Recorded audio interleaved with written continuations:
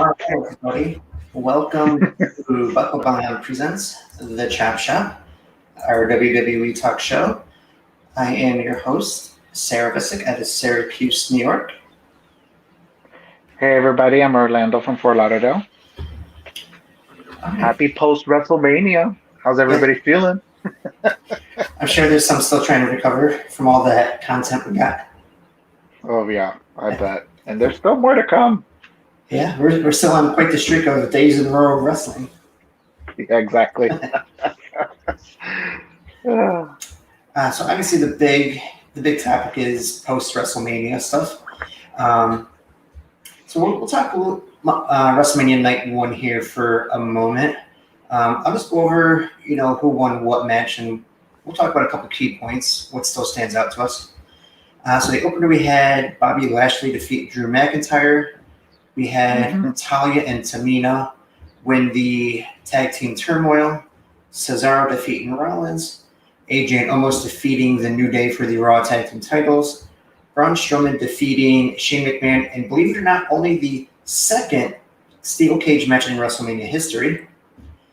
Really? The second? Yeah. Are you sure? Yeah, I double checked this multiple places. Oh, so that one with Hogan and King Kong Bundy was the first one, and that was WrestleMania okay. 2. So I could have there's, sworn there was another one. I could have sworn. I think there's been Hell in a Cells at WrestleMania, but never steel cage matches, except for the other one. So we had Bad Bunny and Damian Priest defeat Miz and Morrison, and Bianca Belair defeating Sasha Banks in our main event for the SmackDown Women's title. I just that night one was just the best for me. Like honestly, every match was like great. I mean, there's some that were like some hit or miss, but at least it delivered. Yeah, Most, if not all, the matches delivered. yeah, I'd say this was definitely probably the better of the two nights. For me, the only slow match was probably Braun and Shane McMahon.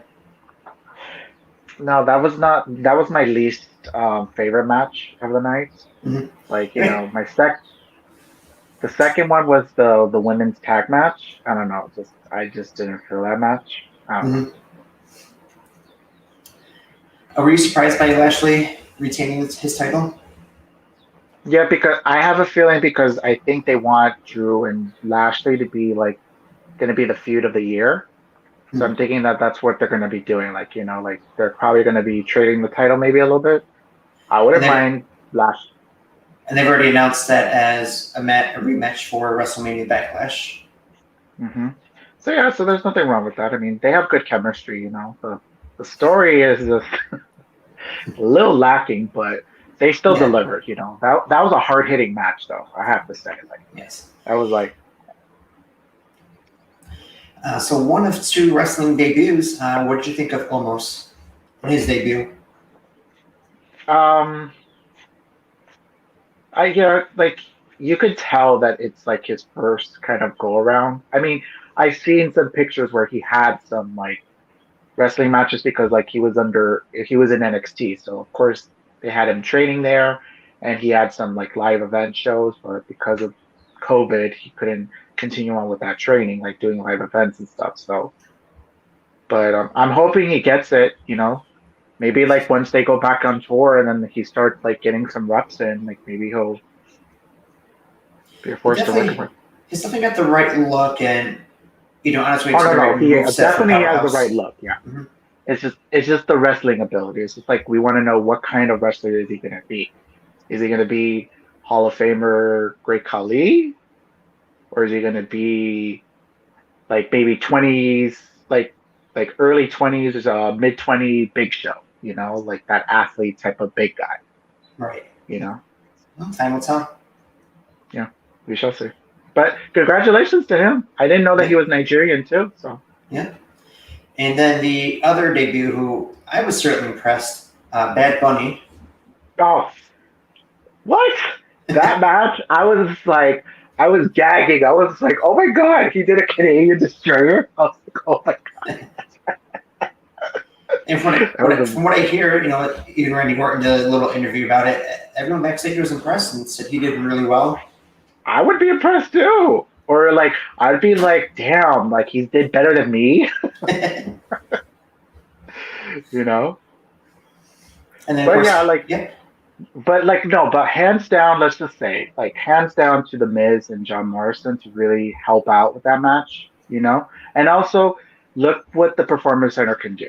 Like, if you're there training for several months, you could be really good. Like, I have a feeling that that's very smart of them to now use like the Performance Center to help out if they need like new signees, somebody that's never been into wrestling, and help them to understand on how to do certain things. plus being a lifelong fan, I'm sure him and his buddies have probably tried a few moves down on each other. Oh, of course. Come on now. And Yeah, of course. then of course we have Bianca Belair defeating Sasha Banks for the SmackDown Women's title. That was a great Such a match. such a beautiful match, I have to say, And JBL, you need to take several seats. This is the first ever main event with black people in them. Mm-hmm. Okay. I don't like this whole like, oh, we have to include everybody. No, no, no, no, no, no. This is the women, and these are black women. So we need to call it what it is. It's not only Black History Month, but it's also women empowerment as well. You know? It It was a great match, but it seems like they held back a little bit. I think they could have gone a little further. Maybe a couple minutes got cut off their match. I'm not sure. Yeah, but you don't know. Maybe they're gonna feud. I mean, I would not mind if they do a SummerSlam rematch. That would be smart of them to hold it off a few Yeah. months and then wait until SummerSlam. Because like I have a feeling that SummerSlam will probably be maybe the next event that they'll have fans. Because after how they did here, like their success with these 2 nights, they have to like I think Vince McMahon's seeing this. He's like, if the pandemic is still not going to be over, at least maybe we could try this again, you Mhm. know. And they have several like 4 to 5 months to plan that ahead. So What about this storyline? What if Sasha Banks wins Money in the Bank in June? She keeps teasing Bianca Belair with the cash in. You could extend that rivalry for a little while. maybe. I We'll mean, see. well, there's going to be a lot of returns coming soon for the women's division, so we'll see how everything goes. I Mhm. mean, we already got a return yesterday, on Monday. I mean, so we are Uh, so night two, we had Randy Orton defeating the Fiend to lead off. Shayna Baszler and Nia Jax retaining the women's tag team titles. Rhea Ripley defeating Asuka for the Raw women's title.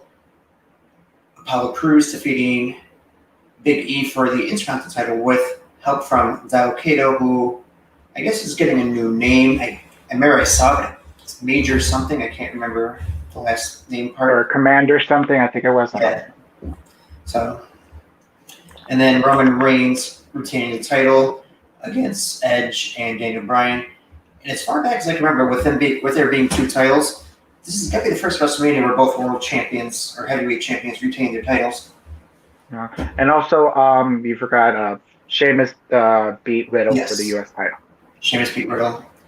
That kick, right in the end, that bro kick, which won him. That was a hard hitting match. I mean, it had like some little misstep, but like they recovered themselves well. But yeah, Yeah, they have great chemistry. Like, and I'm happy that Sheamus won the title because like he's been putting in some great work the last 6 to 7 months. yeah. You Speaking of know, putting in some and work, Cesaro, he looked pretty lean and cut himself. oh, for light one, yeah, Yeah, and he get and like yeah, and then like he did that whole airplane and then the spin and stuff. 23 spins. I have a feeling those two are not going to be done feuding. I think Uh, they're going to continue on feuding because, like, I think Seth is going to be really PO'd about it. So we'll see when coming this sure. Friday. Uh-huh. But yeah, going back to a few of the missteps, there's quite a few missteps in night two.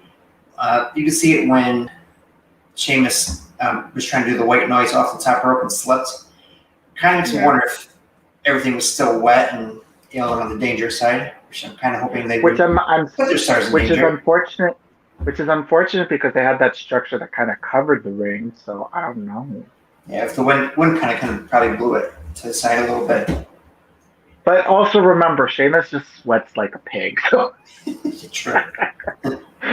So I think probably with the sweat of his, Hey, congratulations though, champ. You deserve it. Yes. I'm happy that you won the title. And then, of course, there's reports out there that the Orton and Fiend match, the finish was changed just a few days prior, Mm-hmm. which tells me they're planning something big with this rivalry. And this one's not done as well. And Which now you have I'm thinking that the Fiend will probably be involved in one of the titles because like he's already done with Alexa, so it's nice that they're gonna maybe use Alexa as like a fiendish, like female fiend kind of character, but mhm. I don't know. Like, okay, this is this is gonna probably sound wrong, but it's just like I think why the Fiend worked is because of his size.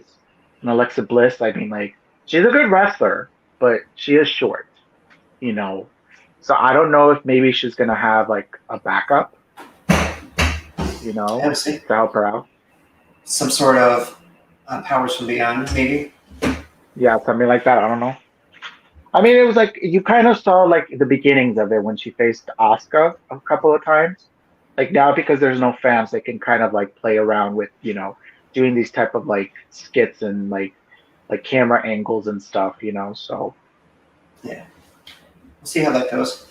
mhm. So overall, how would you rate each night of WrestleMania 1 to 10?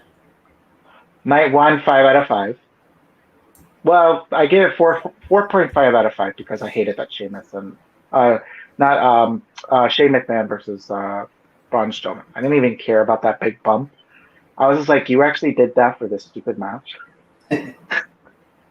It was like a pointless match. I'm sorry. Um, night two, that one's I would give it a 3.5 out of 5 because like it was it just there were some things that was kind of disappointing, you know?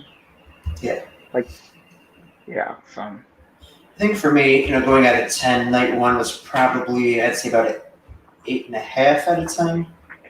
hmm For me, night two, probably about 6 out of 10. hmm But I have to say that like I'm happy they didn't have anybody change titles because like at least it gave Roman maybe one good win that he deserved because Mhm. remember they were trying to build him as the guy. Yeah. So now this is kind of like giving him the legitimacy in a sense. I mean, Jey Uso was involved beginning and Yeah. end. Yeah.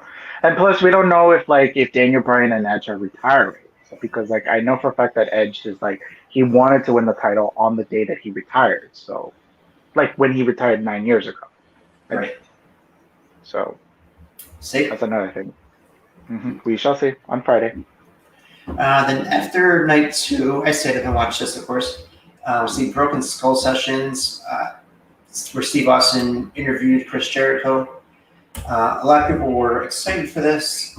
AEW and WWE kind of working on a project together, sort of a little bit. I watched it. I mean, there wasn't too much that has been said in other interviews with Jericho and Austin, but it was hmm still intriguing to see the two working together and seeing that Vince allowed Jericho to come on the show and Tony Khan allowing Jericho to go on Steve Austin's show. Yeah. I mean I've heard some bits of it. It's just like it sounds like more like going over Jericho's full career because like most of his career is in WWE library. So Yeah, I would say probably out of the 2 hours, it was probably an hour and 40 minutes of it was WWE, or an hour and 20 minutes was WWE. Maybe 30 to 40 minutes was probably AEW. right. And then of course you have to say like, oh, we're not competition to WWE. And it's like, oh, of course. Like, Yeah, Jericho's that type of business guy. It's just like he's not gonna shame like where he came from and not gonna. But is this, you know, I think everybody was expecting he was gonna shoot on WWE because he's in WWE Network, so mm-hmm. like or WWE's programming, and he was gonna like shoot hard, like be like a CM Punk pipe bomb moment or something. But Yeah, no, Jericho knows better. yeah. He's a professional. He knows what's best for business. Exactly. And that's another thing that people don't even think of. It's just like you're doing something for your brand. Mm-hmm. There are some people that know that and they still want to go to WWE. You shouldn't shame them for that. There's some Right. people that don't want to go to WWE. You shouldn't shame that either. Mm-hmm. There's some people that are happy being in the indies. Maybe they don't want to be on television. So I think now is a good time to kind of see like you could be all of that and you should be fine with wherever you're in. We should all be wrestling fans, not just one fan of this, one fan of that. Exactly. Because everybody came from somewhere. So So WWE announced this year Money in the Bank will be in June. Years past, it's been in May. They're going to hold it in June this year, and WrestleMania Backlash will be in May this year. So are you certain it's not called WrestleMania Money in the Bank? Yeah, I saw that joke, but so I got the feeling the Backlash pay-per-view will be probably a lot of WrestleMania rematches. hmm or maybe because now it's on Peacock for the US fans, and it's like the people that don't watch WWE and then just like and they just see this name of this pay per view. It's like, oh, let me check this out. WrestleMania Backlash. What is this? Right. You know. So, So interesting story. Heath Slater was doing an interview. He was telling the story of after he was released last year, they brought him in for the one storyline. He was really hesitant.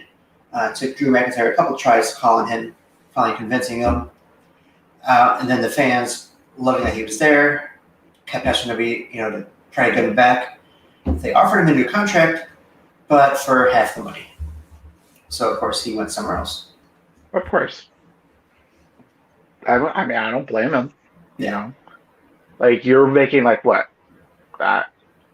This is no shade to Heath, but it was like, was he making 250, 300,000? Probably that. So to get offered 100 to maybe 200,000. Yeah. I mean, if they would have offered him the same amount, I think he would have probably came back. And then like he would have probably been doing what he was doing before, like maybe nothing, or probably being in the 24/7 title picture. I don't know. I mean, I like what direction he was kind of going when he was in Impact. Hopefully he's healthy and he does come back soon, so that we see like what direction they wanted to go with him. He did say he was still recovering from surgery after an injury he sustained. I think it was Bound for Glory. So he didn't really say what he suffered, but that he's just recovering and will be returning soon. Yep. Speaking of returning soon, on Corey Graves and Vic Joseph's After the Bell podcast, Wade Barrett is teasing a potential in-ring return. I thought, honestly, Wade Barrett, I thought he was going to be the first, British world champion, I mean, he could still be it, he said that he wouldn't mind wrestling Drew McIntyre, which, and he's good friends with him and also with Sheamus, Yeah. So not a bad time to be in Raw to help out there, he's tall. He's like what, 6'6", 6'7"? Yeah. I think he said, he was coming back to, as commentary, because he always wanted to do commentary, so he wanted to try that out. And he did say that he wasn't training, so you never know. Yeah. I mean, he could be like JBL. Like JBL, what he did was he did commentary for a few years, and then he came back because he got himself healthy, and then he got himself checked out with his back. He did another 2 years, I think JBL did, and then he retired again. So. And speaking of commentary returns, Samoa Joe was absent from the Raw commentary table. So I don't know if they've moved him to SmackDown or, he's never officially retired from wrestling. So maybe he's finally cleared for training again. So. Well, he did do an interview. I think it was a few months back. He said he is cleared, but because it's a concussion, they're very sensitive with that. Because remember, they've had a lot of issues with wrestlers when it comes to concussions. Hell, they even had the lawsuit for concussions. So I think for that, I think they want to really wait, just to be sure, because it was not just one concussion he got two, and it was almost back to back. Right. So remember, he came back after the first one. It was gone a month or two later. Right. And then he got the concussion again, so it's just so they're just wait, just getting your reps, and then we'll let you know. So probably he's just working out and just getting his reps in. So what did you think of the new Raw commentary team? I have Byron Saxton, who stayed. I have Corey Graves making his Raw return, and former ESPN analyst Ed Manvert. I have 3 questions. One is just, why is it? Well, no, I understand why, but it's just it's me just being being why are you doing this? Why is it that they always hire somebody that doesn't understand how to use the lingo in WWE? Do they not practice before they come in, or is it just it seemed like they just throw them into the rain of fire? I've known him from ESPN doing analyst work. I don't remember I've ever seen him do live commentary. So I imagine it's, a little bit of a difference. So it's going to take some time getting used to. Yeah. Yeah. Number 2 is just I wonder how he got used to Vince yelling in his ear. I'm sure that's, I hear when people say they first have to deal with it, it's different and a little nerve-wracking. Right. I'm just wondering if you listened to CM Punk's podcast where he's just like, I lowered the volume, and then King is like, what? I remember. Yeah. So, and the third thing is like, what? Why is like Tom Phillips always gets demoted? Like this is his third time getting demoted. Gotta be a reason. Reason we I probably will don't never know. know. It's just like I was enjoying him. He was doing fine. So I don't get it. I'm hearing now he's going to be doing 205 Live.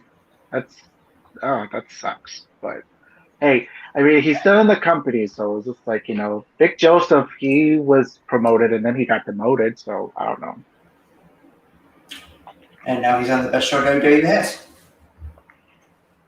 Yeah, but I'm gonna give him a chance because like I haven't never heard his commentary, so I still gotta give him like because like he needs like a few more weeks to Yeah. get used to it, and plus it's a 3 hour show and trying to get used to their slogans, names, all that stuff because he kind of butchered some things. So It's going to take a I'm few giving weeks him to a get used pass. to it. Yeah.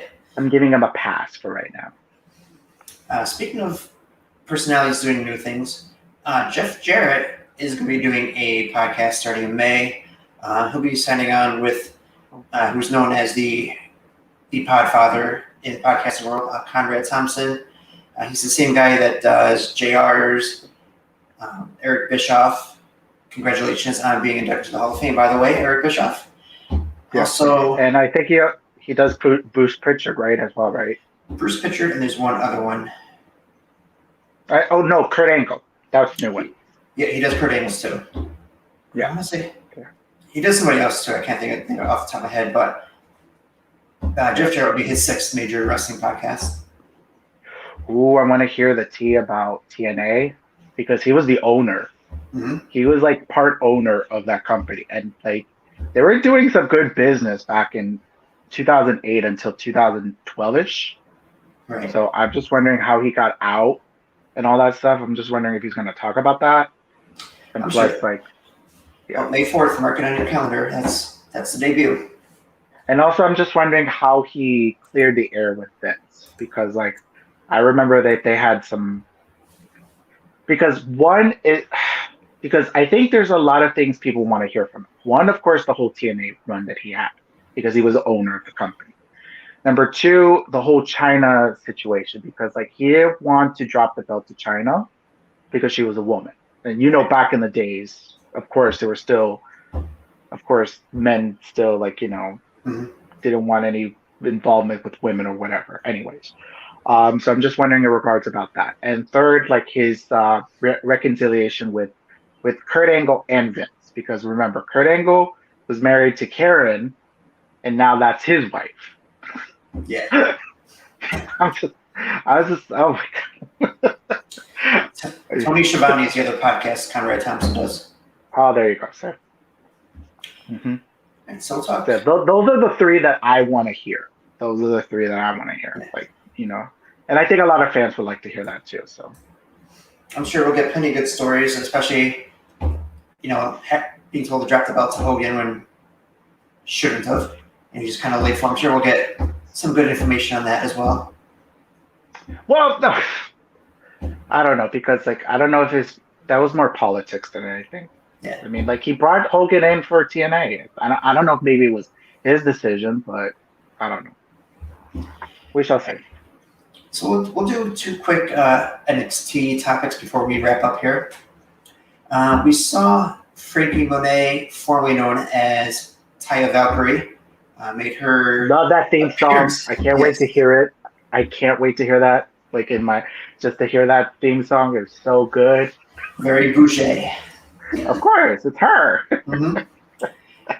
So she got in the face of the new NXT Women's Champion, Raquel Gonzalez.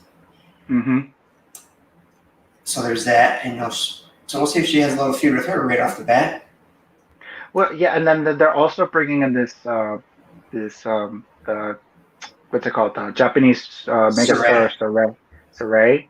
So I don't know how they're gonna. I don't know if like Io is staying or is she gonna be called up? I mean, or rumors are going on that she's being called up or moving. I'd rather say moving. So NXT is just as good as Raw or SmackDown, in my opinion. Yeah. But like that women's division is getting really stacked, so they need to start moving around some girls. I mean, Raw needs some help. I'm sorry, like, they're not really using some of the girls. I mean, I feel bad for Mia and Peyton and Nikki Cross, but maybe they just need more girls there than on SmackDown, because at least on SmackDown they know how to use the girls there, And for me, I would like Io to go there because she can feud with Sasha for a little bit, or maybe Bailey, Yeah. So, We'll see. but yeah, like now that Frankie Monet, I like that name. I don't know why people don't like her name. Like, she probably chose that name. If it's what we hear from the other stars, okay, give me a list of names. We'll decide for you. Maybe that's part of her deal. I actually like it. I don't know why like everybody has an issue with it. I think what it is because they gotten used to Taya, and it's just like, so it's just like, okay, now we're gonna have to change your name again. It's just like for me, it's just like I've known Dean Ambrose before he was Jon Moxley, and now look at how he is now in AEW. Like now it's like I know him as Moxley now. Time will fix that. And I like how she gave a little shout to her, Lucha days, the Abuela Loca. She shouted that right in her.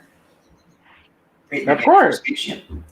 Yeah, she took pictures with what's his name, Angel Garza, because like she was with him in AAA. And I think he was in Lucha Underground as well. I don't remember, but I think he was. I don't remember. And then of course the last little bit we saw Roderick Strong hand in his resignation. So more than likely he's probably moving to Raw or SmackDown. Or maybe he just wanted some time off.